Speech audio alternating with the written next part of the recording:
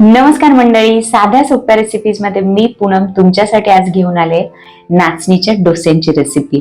नाचणी म्हटलं की सगळेजण जरा नाक मुरडतात की डाएट रेसिपी असेल, टेस्टला कशी असेल, किंवा मग नाचणी म्हटल्यावर जरा बनवायला कुटाणा होईल का। तर असे सगळे प्रश्नांमध्ये न पडता अगदी साध्या सोप्या पद्धतीने मी तुम्हाला आज दाखवते डोशाचं बॅटर कसं बनवायचं। तर त्यासाठी लागणारं साहित्य पाहूयात। 1 वाटीभर मी ते नाचणी घेतली आहे आणि अर्ध्या वाटीच्या मापाने मी तांदूळ, उडीद डाळ आणि पोहे घेतले आहेत। अर्धा चमचा मेथीचे दाणे घेतले आहेत आणि 1 चमचाभर मी ते तुरीची आणि हरभऱ्याची डाळ अशी मिक्स घेतली आहे। तुम्ही दोन्हीपैकी एक घेतली तरी चालेल किंवा डाळ नाही घेतली तरी चालेल, तरी सुद्धा डोसे छान बनतात। भांड्यामध्ये मी सगळं साहित्य काढून घेते, एकत्रच भिजवूयात आपण। आणि छान वॉश करून घेतले मी 4-5 पाण्याने, कारण नाचणीमध्ये आणि उडीद डाळीमध्ये सुद्धा खूप घाण असते।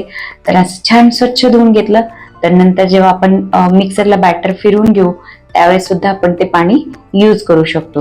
भरपूर पाणी घालून हे मिश्रण मी 6 ते 8 तासासाठी भिजवून घेतले आणि नंतर हे मिक्सरला लावून घेऊयात। खूप जाडही नाही, खूप बारीकही नाही, त्याचबरोबर कन्सिस्टन्सी सुद्धा खूप पातळ नाही, घट्ट नाही, अशी मीडियम ठेवायची आपल्याला। थोडंसं पाणी घालून मी मिक्सरला लावून घेतलंय। तुम्ही बघू शकता कसं झालं हे बॅटर।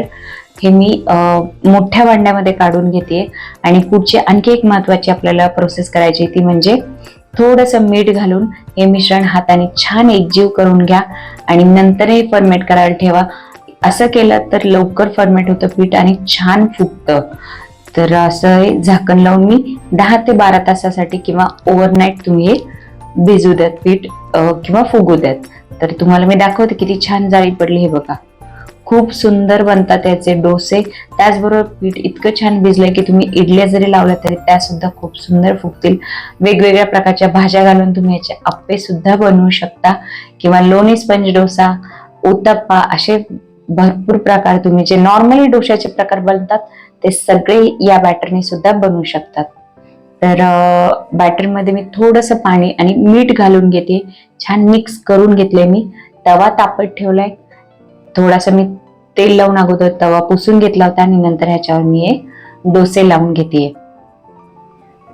एक मोठी पळी भरून बॅटर घातले मी आणि पटपट फिरून असा पातळ डोसा लावून घेते मी। माझ्या मुलीला क्रिस्पी डोसे आवडतात आणि मुलाला उत्तप्पे आवडतात। ज्यांना 2 मुले आहेत ना त्यांना हे माहिती असेल की दोन्ही मुलांच्या आवडीनिवडी खूप वेगवेगळ्या असतात आणि त्यानुसार आपण घरामध्ये तसतशा रेसिपीज बनवून त्यांना जर खाऊ घातल्या हेल्दी रेसिपीज तर नक्कीच मुलं सुद्धा आवडीने खातील। तर हा मस्त क्रिस्पी डोसा मी दोन्ही बाजूने भाजते। तुम्ही फक्त एका बाजूने भाजलात तरी चालेल। मी ते हा तूप लावून भाजून घेतलाय, तुम्ही बटर लावून किंवा लोणी लावून जरी भाजला तरी चालतं। तुम्ही बघू शकता मस्त क्रिस्पी डोसा झालेला आहे, अगदी पापडासारखा किंवा पेपर डोसा सुद्धा म्हणू शकतो आपल्याला। तर आता उत्तप्पा बनवण्यासाठी मी कांदा, टोमॅटो आणि कोथिंबीर छान बारीक चिरून घेतली आणि 1 चमचाभर पावभाजी मसाला घेतलाय। उत्तप्पे छोटे छोटे लावून घेते मी इथे। एक पळीमध्ये मी 2 उत्तप्पे लावून घेते, त्यावर मी सगळ्या भाज्या घालते। तुम्ही ते किसलेलं गाजर, किसलेलं बीट किंवा कॉर्न, कॅप्सिकम अशा वेगवेगळ्या भाज्या सुद्धा घालू शकता।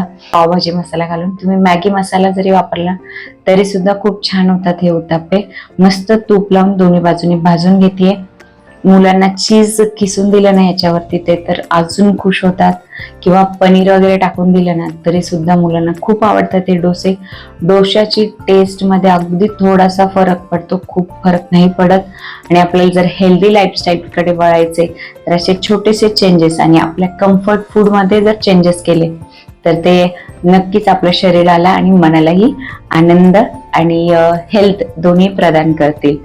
तर या डोशाबरोबर खाण्यासाठी मी जी चटणी बनवली आहे त्याची सुद्धा रेसिपी मी तुम्हाला दाखवते येते। तर ओलं खोबरं जे असतं ना ते मी तुकडे करून घेतले आहेत 1 वाटीभर, कोथिंबीर 1 वाटीभर, दही 2 चमचे, मीठ चवीपुरतं, साखर 1 चमचाभर, 2 चमचे डाळ घेतले आहेत मी, 1 चमचाभर कच्चे शेंगदाणे, थोडे कढीपत्त्याची पाने आणि 1 हिरवी मिरची घेतली आहे। मिक्सरला हे सगळं साहित्य फिरवून घ्या। त्यानंतर बर्फाचे 2 खडे आणि थोडंसं पाणी घालून मी हे परत एकदा फिरून घेते। बर्फ याच्यासाठी घालायचा कारण खोबरं, शेंगदाणे हे जास्त मिक्सरला ग्राइंड केलं तर त्याला तेल सुटतं, तर बर्फामुळे ते तेल सुटत नाही आणि आपली छान चटणी हिरवीगार राहते. तर चटणीसाठी तडका बनवूयात. त्यासाठी 1 चमचाभर तेल, कढीपत्त्याची 4-5 पाने, पाव चमचा जिरे आणि मोहरी आणि थोडासा हिंग घालून मी हा चटणीचा तडका बनवणार आहे.